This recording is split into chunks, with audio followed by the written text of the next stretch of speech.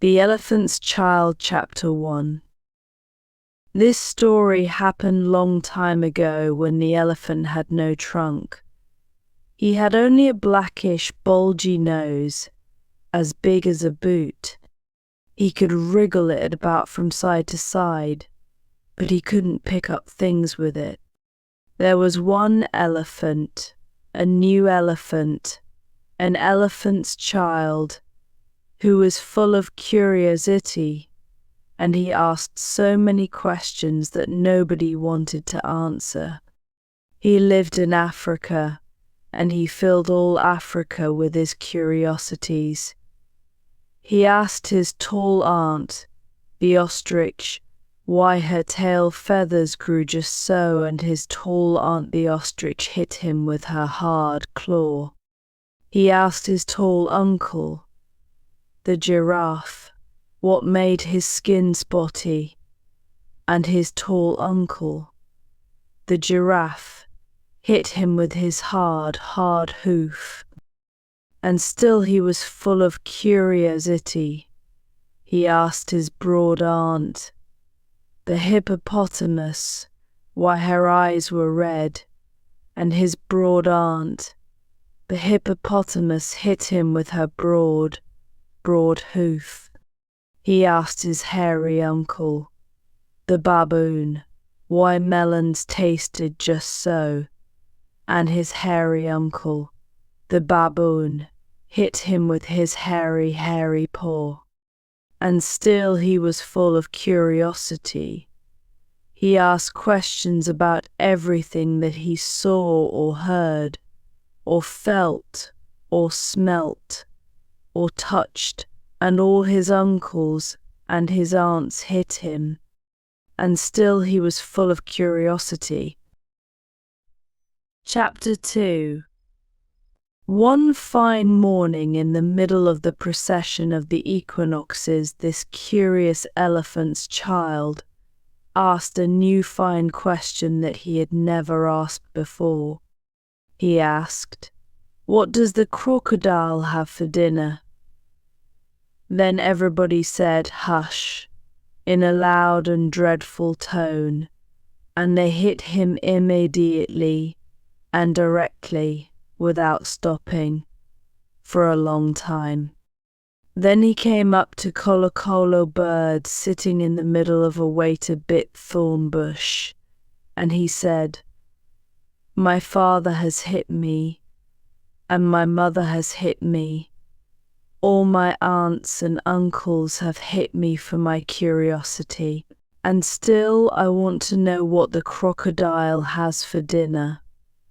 Then Kolokolo bird said, with a mournful cry, "Go to the banks of the great grey-green, greasy Limpopo River, all set about with fever trees, and find out."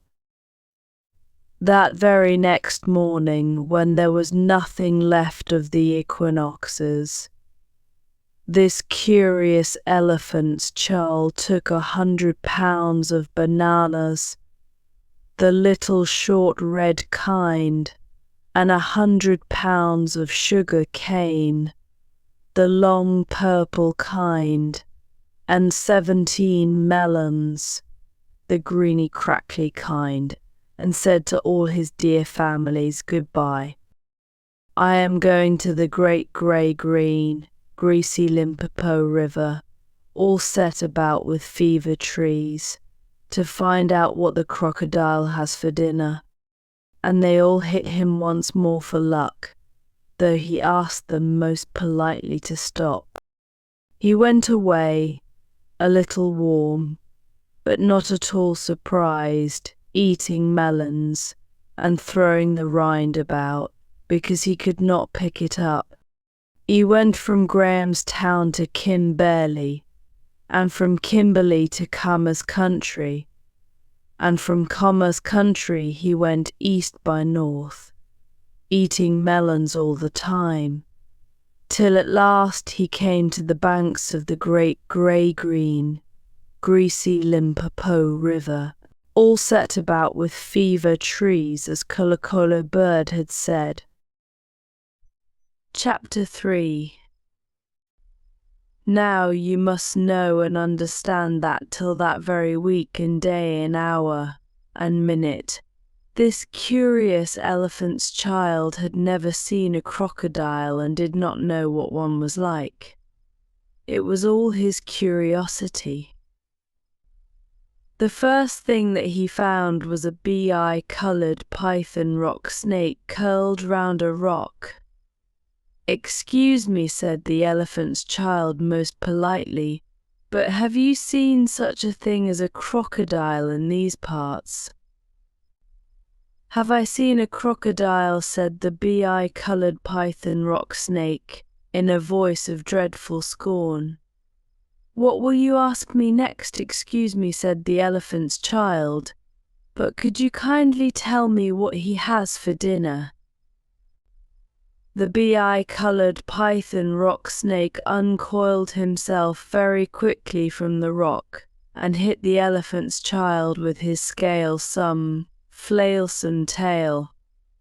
"That is odd," said the elephant's child, "because my father and my mother, and my uncle and my aunt, not to mention my other aunt, the hippopotamus, and my other uncle, the baboon, have all hit me for my curiosity, and I suppose this is the same thing."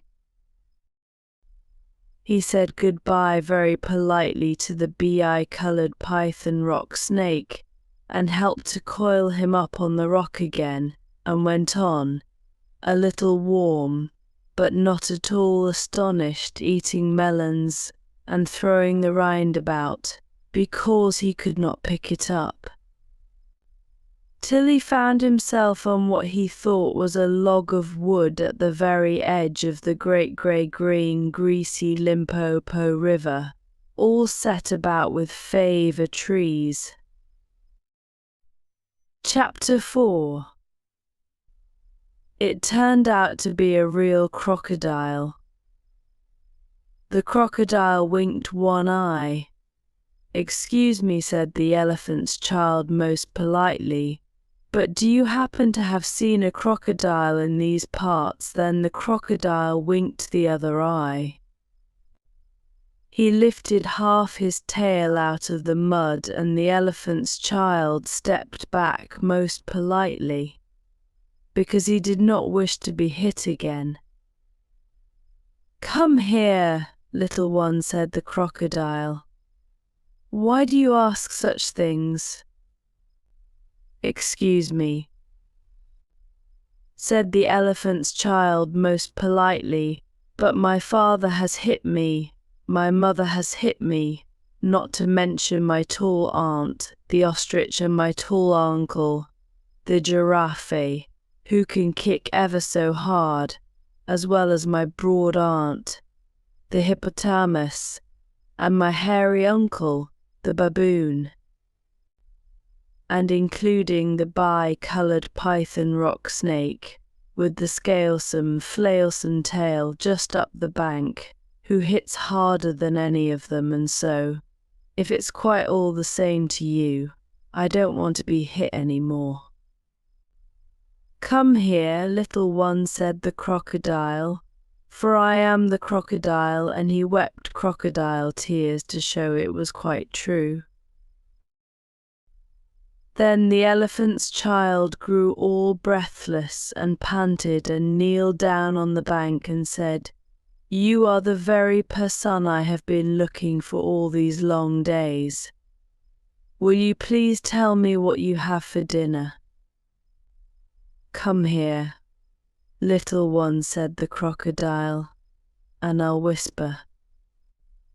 The elephant's child put his head down close to the crocodile's musky, tusky mouth, and the crocodile caught him by his little nose, which up to that very week, day, hour, and minute had been no bigger than a boot, though much more useful. Chapter 5. "I think," said the crocodile, and he said it between his teeth, Like this, I think today I will begin with elephant's child. At this, the elephant's child was angry, and he said, speaking through his nose like this, "Let go. You are hurting me." The bi-colored python rock snake saw all that. He went down from the bank and said, "My young friend, if you do not immediately pull as hard as ever you can, your acquaintance with the crocodile will jerk you into limpid stream before you can say anything else." The elephant's child sat back and pulled and pulled and pulled and pulled, and his nose began to stretch, and the crocodile dived into the water, making it all creamy with great sweeps of his tail, and he pulled and pulled and pulled and pulled. So the elephant's child's nose kept on stretching.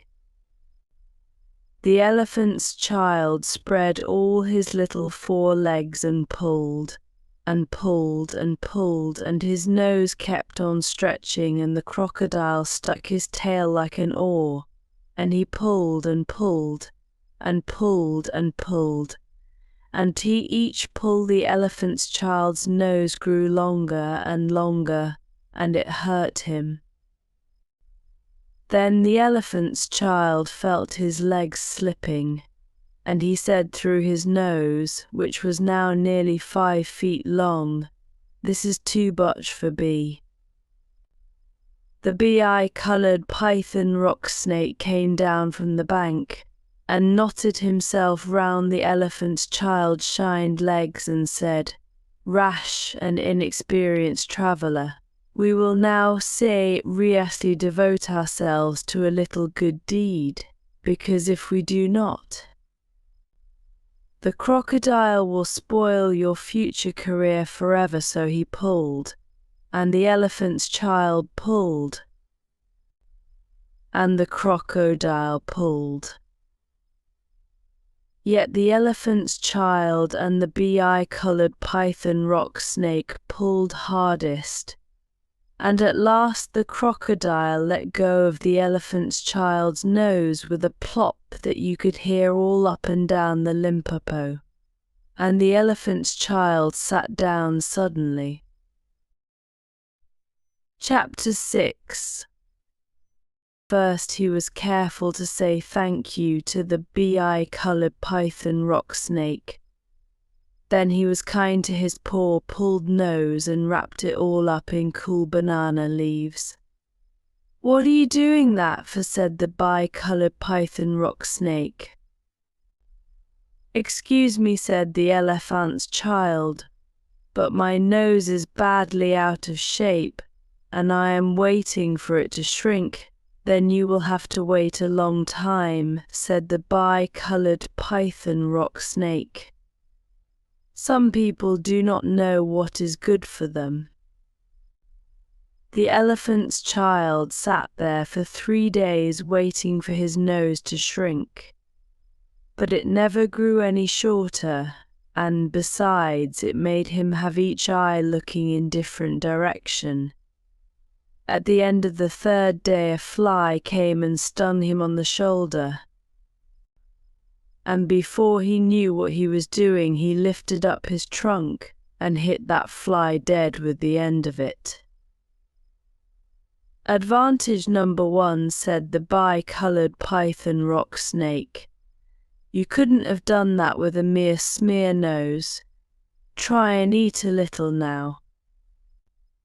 Before he thought what he was doing, the elephant's child put out his trunk and plucked a large bundle of grass to stuff it into his own mouth.